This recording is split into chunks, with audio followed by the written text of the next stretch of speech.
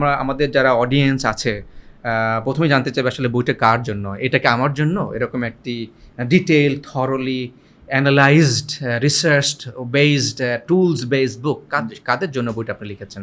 Well এটা আসলে খুব ব্রডলি করা একটা বই, এবং এটা একটা বড় চ্যালেঞ্জ ছিল আমাদের জন্য।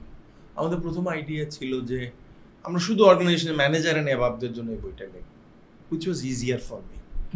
হ্যাঁ, কিন্তু আমি পরে দেখলাম যে একটা বই যদি করতেই হয়, সেটা ডাউন দ্য লাইন একটা ইউনিভার্সিটি স্টুডেন্ট মেবি সে যদি বুঝতে না পারে, মেবি সব বুঝবে না।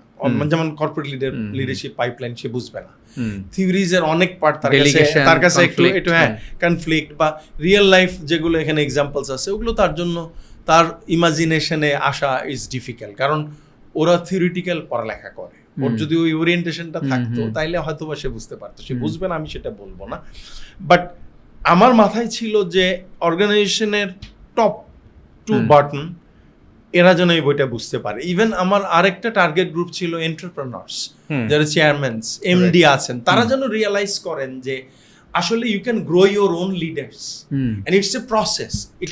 এটা এমন না যে এটা স্বপ্নে পাওয়া কোনো কিছু, গলায় তাবিজ ঝুলানো বা পানি পড়া খাওয়ার মতো কোনো বিষয় না। এটা হলো you can actually learn the process of being a leader and how you can implement those things.